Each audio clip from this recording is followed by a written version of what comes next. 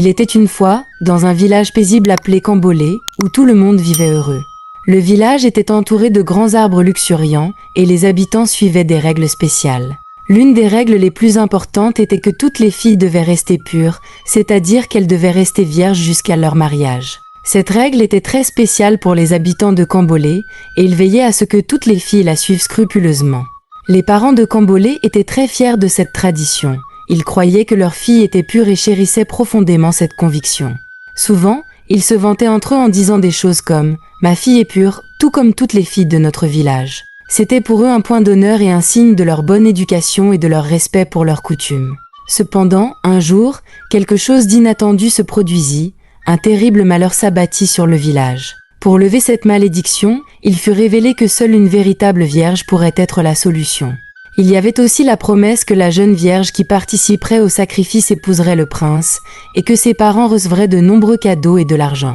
Excités par la perspective que leur fille devienne membre de la famille royale, tous les parents amenèrent avec empressement leur fille au palais. Ils étaient sûrs que leur fille était vierge, désireux de gagner le prix et de rétablir la paix dans le village. Alors que la foule se rassemblait, Abalé s'avança avec un grand pot dans les mains. Il s'adressa à tous en disant « Dans ce pot se trouve un collier spécial béni par les dieux.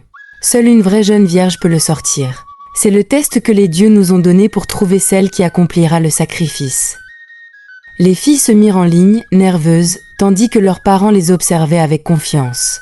Une à une, les filles plongeaient leurs mains dans le pot, mais à chaque fois, elles en ressortaient les mains vides. L'atmosphère devint tendue alors que la première fille essayait, puis la deuxième, et ainsi de suite. Chacune échoua, et les murmures parmi la foule se firent de plus en plus forts. Puis vint le tour des filles du chef, connues pour leur grâce et leur beauté. La première fille s'avança avec confiance, mais elle ne parvint pas non plus à trouver le collier. La deuxième fille essaya, mais échoua également. Enfin, la plus jeune fille tendit les mains, tremblante, mais elle aussi ne trouva rien. Les villageois furent stupéfaits. Les murmures se firent entendre. « Comment est-ce possible? Pas même les filles du chef ?» Les anciens échangèrent des regards inquiets, perplexes et préoccupés. Ils avaient toujours cru que les filles du village étaient pures, respectant les traditions qu'ils chérissaient. Mais maintenant, il semblait que quelque chose avait terriblement mal tourné. La nouvelle de l'échec du test se répandit rapidement dans le village, provoquant incrédulité et choc. Les filles commencèrent à crier « Ce n'est pas notre faute, c'est à cause de la tante Isimé ». Les rumeurs se propagèrent, et l'attention se tourna vers Isimé, l'étrangère venue de la ville. Les villageois commencèrent à murmurer, la blâmant pour le chaos et les malheurs qui avaient frappé leur paisible village. « Elle est venue ici et a tout changé », murmura une vieille femme. « Nos filles suivaient les traditions, et maintenant, regardez ce qui est arrivé. » Un autre villageois acquiesça, disant « Isimé a apporté les manières de la ville dans notre village. Elle a fait oublier aux filles qui elles sont. » Et ainsi, l'histoire commence. Il y a très longtemps, une jeune fille nommée Isimé vint rendre visite à sa tante dans le village de Cambolé. Isimé venait de la grande ville, et elle était très belle. Elle portait toujours des vêtements colorés et révélateurs qui attiraient tous les regards. Isimé traversait le village avec confiance, comme si elle était une reine, et tout le monde la remarquait, surtout les hommes. En voyant Isimé passer, les hommes murmuraient « Waouh, regarde-la, elle est si belle ». Les filles du village l'observaient aussi. Elles admiraient la façon dont elle s'habillait et marchait, souhaitant pouvoir être comme elle. « Je veux porter des vêtements comme Isimé », dit une fille. Une autre ajouta « Elle a l'air si confiante et jolie ». Les filles du village ne savaient pas grand-chose sur Isimé, mais elles étaient fascinées par elle. Elles aimaient la façon dont elle semblait si différente et excitante. Les vêtements vifs et la démarche confiante d'Isimé étaient comme rien de ce qu'elles avaient vu auparavant. Elles commencèrent à se demander ce que ce serait d'avoir toute l'attention qu'Isimé recevait. « Isimé est tellement cool », dit l'une des filles. « Je veux être comme elle. » Et ainsi, elles l'observèrent attentivement, espérant en apprendre plus sur elle et peut-être devenir comme elle un jour. Mais elles ne savaient pas qu'Isimé avait un secret qui allait tout changer dans le village. Isimé avait un secret que personne dans le village ne connaissait. Les hommes qui admiraient sa beauté lui offraient des cadeaux et de l'argent, mais ce n'était pas seulement parce qu'elle était jolie. Isimé rencontrait ces hommes en secret, et en échange de leurs cadeaux, elle passait du temps avec eux d'une manière que le village n'approuverait pas. Un jour, Achala, la fille du chef, devint curieuse de savoir pourquoi Isimé semblait toujours avoir de nouvelles choses et de l'argent. Achala décida de suivre discrètement Isimé pour découvrir ce qui se passait. Elle vit Isimé rencontrer un homme dans un endroit caché, puis Isimé s'en alla avec un petit sac d'argent. Achala fut surprise et pensa « Alors, c'est ça le secret d'Isimé ?» Les hommes lui donnent des cadeaux pour être avec eux. Elle se demanda si elle pourrait aussi recevoir des cadeaux. Achala avait toujours été une bonne fille, suivant les règles du village, mais maintenant elle était curieuse. Elle voulait se sentir spéciale comme Izime. Le lendemain, Achala vit un jeune marchand qui la regardait depuis un moment. Elle décida d'essayer ce qu'elle avait vu faire Izime. Achala parla au marchand et accepta de le rencontrer en secret. Le marchand lui donna des cadeaux et de l'argent, tout comme il l'avait fait avec Izime. Achala était excitée et se sentait spéciale. « C'est si facile, pensa-t-elle. Je peux aussi avoir de belles choses. » Elle avait l'impression d'avoir découvert quelque chose d'incroyable et était impatiente de le raconter à ses amis. Mais elle ne savait pas que ce secret allait provoquer de grands changements dans le village. Achala ne put garder sa découverte pour elle. Elle raconta à ses amis le secret d'Izime et combien il était facile d'obtenir des cadeaux et de l'argent des hommes. « Tout ce que vous avez à faire, c'est de passer du temps avec eux, et ils vous donnent de belles choses, » expliqua Achala. Ses amies furent d'abord choquées, mais ensuite, elles devinrent curieuses elles aussi. Bientôt, de plus en plus de filles du village commencèrent à suivre l'exemple d'Izime. Elles commencèrent à se maquiller et à s'habiller de manière à attirer l'attention des hommes. Les filles voulaient se sentir spéciales et recevoir des cadeaux, tout comme Izime et Achala. Elles se murmuraient entre elles, « Si Izime et Achala peuvent le faire, pourquoi pas nous ?» Izime remarqua le changement chez les filles du village et y vit une opportunité. Elle commença à organiser des rencontres entre les filles et les hommes, prenant une part des cadeaux et de l'argent que les filles recevaient. Izime leur disait « Je m'occupe de tout, vous n'avez qu'à être gentille avec les hommes. » Les filles lui faisaient confiance et suivaient ses instructions. Elles aimaient l'attention et les cadeaux qu'elles recevaient des hommes. Elles se sentaient spéciales et appréciaient les nouvelles choses qu'elles pouvaient acheter avec l'argent. Elles commencèrent à oublier les traditions importantes du village, comme rester pures et se respecter elles-mêmes. L'excitation de recevoir des cadeaux leur faisait oublier les valeurs avec lesquelles elles avaient grandi. À mesure que de plus en plus de filles se joignaient à ce qui ressemblait à un club secret, elles gardaient tout cela caché de leurs parents et des anciens du village. Les filles pensaient qu'elles s'amusaient, mais elles ne se rendaient pas compte des ennuis dans lesquels elles s'engageaient. Le secret se répandait et il changeait le village de manière inattendue. Avec le temps, de plus en plus de filles dans le village commencèrent à rejoindre les réunions secrètes d'Izime avec les hommes. Ce qui avait commencé par quelques filles cherchant des cadeaux devint une pratique courante. Les filles rencontraient les hommes non seulement pour les cadeaux, mais aussi pour l'attention et l'excitation que cela leur apportait. Elles se sentaient admirées et spéciales, et ce sentiment devint plus important que les cadeaux eux-mêmes. Les anciens et les parents du village n'avaient aucune idée de ce qui se passait.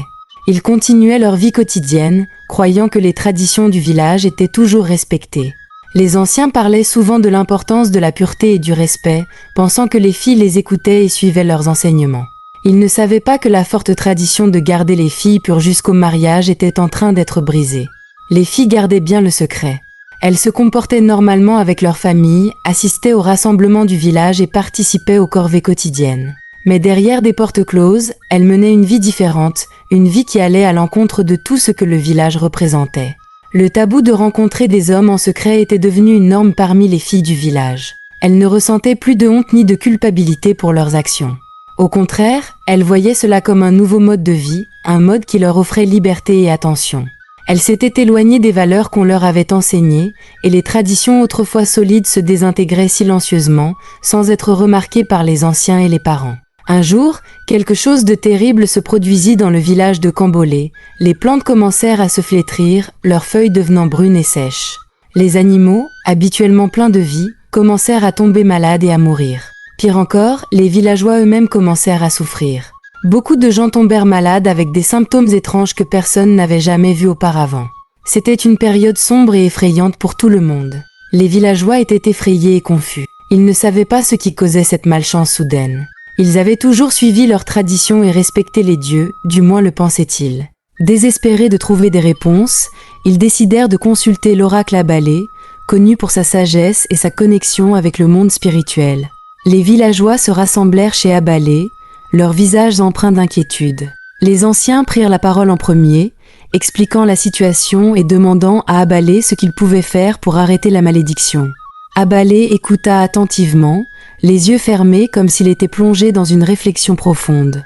Après un long silence, il prit enfin la parole. « Les dieux sont en colère », dit Abalé d'une voix solennelle. « Ils sont mécontents du village, car les traditions ont été brisées. La pureté, autrefois si précieuse, a été perdue.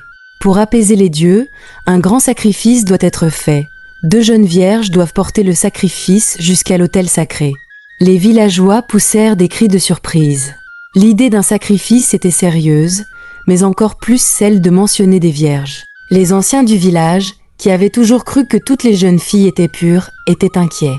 Ils avaient confiance que leur tradition avait été respectée, mais maintenant, ils n'en étaient plus si sûrs. Abalé continua, « Le sacrifice doit être fait dans les 2 jours, sinon la malédiction deviendra plus forte et d'autres souffrances s'abattront sur le village. » Les villageois quittèrent la maison d'Abalé, le cœur lourd d'inquiétude. Ils savaient qu'ils devaient agir rapidement pour trouver 2 jeunes vierges pour le sacrifice.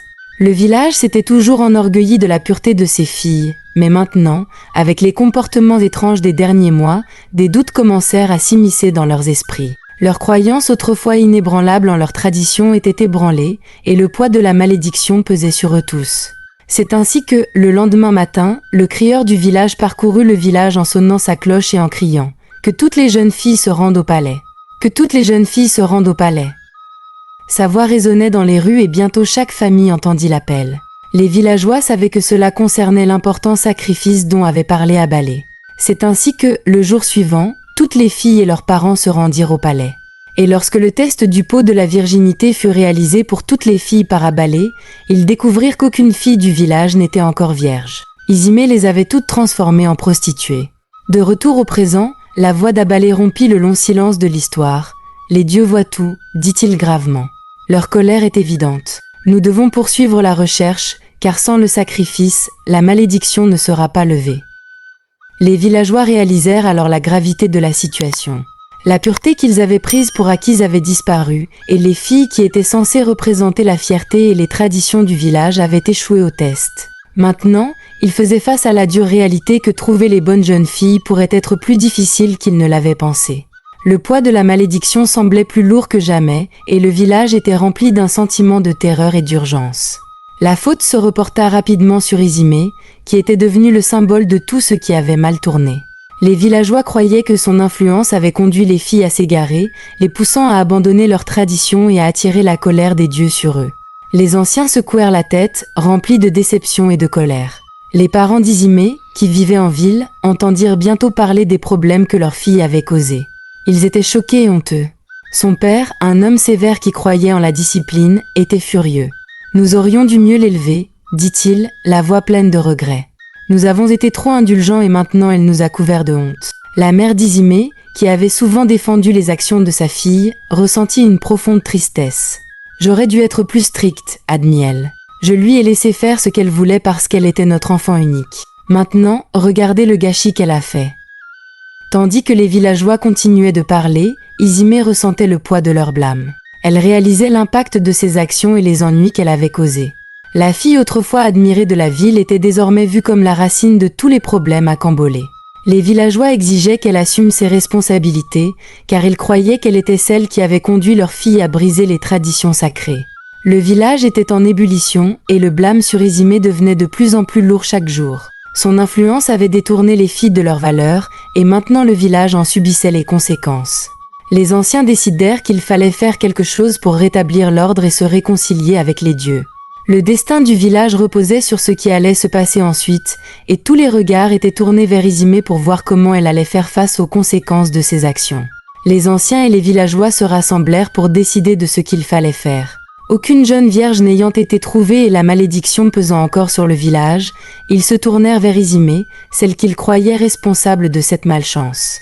La décision fut prise, Isimé porterait le sacrifice seule, en pénitence pour le chaos qu'elle avait causé. Isimé se tenait devant le village, ressentant un mélange de peur et de regret. Elle regardait les visages des villageois, tous remplis de colère et de déception. Ses parents, qui avaient accouru de la ville, se tenaient impuissants à ses côtés. Ils ne pouvaient la protéger des conséquences de ses actions. L'oracle Abalé lui tendit la calebasse remplie d'offrandes pour les dieux. « Tu dois la porter à l'autel sacré dans la forêt, » dit-il. « Tu marcheras seul. C'est ton fardeau à porter. » Avec la lourde calebasse sur la tête, Isimé commença son voyage. Elle traversa le village, passant devant les regards désapprobateurs et les murmures des gens. Lorsqu'elle entra dans la forêt dense, elle se sentit vraiment seule. Les arbres se refermaient autour d'elle et le chemin devenait de plus en plus difficile. Pendant 2 jours, elle marcha sans repos, les pieds douloureux et l'esprit lourd. En chemin, Izime réfléchissait à tout ce qui s'était passé. Elle se souvenait de l'excitation et de l'attention qu'elle avait reçue des hommes, de la manière dont les filles du village l'avaient admirée et avaient voulu être comme elle. Elle réalisait maintenant à quel point cette attention était superficielle et éphémère. Cela les avait toutes égarées, loin des valeurs et des traditions qui avaient protégé le village et rendu ses habitants heureux. Des larmes coulèrent sur le visage d'Izime alors qu'elle continuait à avancer. Elle ressentait un profond regret pour le mal qu'elle avait causé, non seulement à elle-même, mais à tout le village. Elle comprenait maintenant que ses actions avaient des conséquences, et ces conséquences avaient apporté la souffrance à tout le monde. Enfin, épuisée et exténuée, Izime atteignit l'autel sacré, profondément enfoui dans la forêt. Elle déposa la calebasse sur l'autel et s'agenouilla devant, criant au Dieu de lui pardonner. Elle pria pour que la malédiction soit levée et que le village retrouve la paix. À cet instant, Izime sentit tout le poids de ses actions et la douleur qu'elles avaient causée. Alors qu'elle se relevait pour partir, un sentiment d'acceptation tranquille s'empara d'elle. Elle savait qu'elle devait affronter ce qui allait suivre avec courage, même si cela signifiait être séparée de sa famille et de la vie qu'elle avait autrefois connue. Le voyage d'Izime n'était pas seulement physique, c'était un voyage de réalisation et de repentance, et elle espérait que, d'une manière ou d'une autre, le village pourrait guérir des blessures causées par ses actions. Après avoir terminé son voyage, Izime revint au village. Alors qu'elle traversait la forêt et retournait à Cambolé, elle remarqua un changement dans l'air. Les villageois se rassemblèrent, l'observant avec un mélange de soulagement et de colère persistante. Les plantes qui s'étaient flétries commencèrent à montrer des signes de vie, et les animaux malades commencèrent à se rétablir. La malédiction avait été levée, mais les conséquences pour Izime étaient loin d'être terminées. Les anciens se tenaient devant le village et Abalé prit la parole. « Les dieux ont accepté le sacrifice », annonça-t-il. « La malédiction est levée, mais Izime doit affronter les conséquences de ses actions. Elle ne sera pas autorisée à quitter le village pendant 12 ans. Pendant ce temps, elle sera responsable de porter tous les sacrifices aux dieux. » Les villageois murmurèrent leur accord. Ils étaient soulagés que la malédiction ait pris fin, mais ressentaient encore du ressentiment envers Izime. Dans le cadre de sa punition, Izime fut assignée à une petite hutte près du sanctuaire, isolée du reste du village. Les villageois l'évitaient, et elle était traitée comme une paria. Izime passait ses journées à remplir ses devoirs, portant les sacrifices et entretenant le sanctuaire. Elle vivait dans la solitude, réfléchissant aux choix qu'elle avait faits et aux vies qu'elle avait affectées. La jeune fille autrefois joyeuse et pleine de vie, venue de la ville, n'était plus qu'une ombre d'elle-même, accablée par le poids de ses actions passées. Le village, quant à lui, travaillait à restaurer ses traditions. Ils renforcèrent l'importance de la pureté et du respect pour leurs valeurs culturelles afin de protéger leur mode de vie. Les anciens décidèrent que personne de la ville ne serait plus autorisé à entrer à Cambolé. Ils voulaient s'assurer que les erreurs du passé ne se répéteraient pas. L'histoire d'Izime devint un conte moral pour les enfants de Cambolé. Les parents leur racontaient l'histoire de la fille venue de la ville qui avait apporté des ennuis à leur village. Ils parlaient de l'importance de respecter les traditions et de faire de bons choix. La vie d'Izime servait de rappel des conséquences de s'éloigner du chemin du respect et de l'honneur. Pendant 12 longues années, Izime resta dans le village, isolée et seule.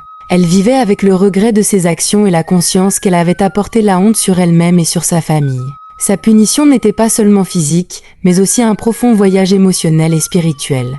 Elle apprit que la vraie beauté et la vraie valeur viennent de l'intérieur et que respecter sa culture et ses traditions est vital. Avec le temps, le village guérit lentement, mais le souvenir de ce qui s'était passé resta avec eux. L'histoire d'Izime fut transmise de génération en génération, comme une leçon d'humilité, de respect et de l'importance de faire des choix judicieux. C'était une fin triste pour Izime, mais aussi une leçon apprise pour le village de Cambolé, leur rappelant la force et la valeur de leur héritage culturel. J'espère que vous avez aimé l'histoire. Si c'est le cas, mettez un j'aime à la vidéo, commentez ce que vous avez appris de ce conte, et n'oubliez pas de vous abonner à la chaîne pour d'autres histoires enchanteresses comme celle-ci. Merci!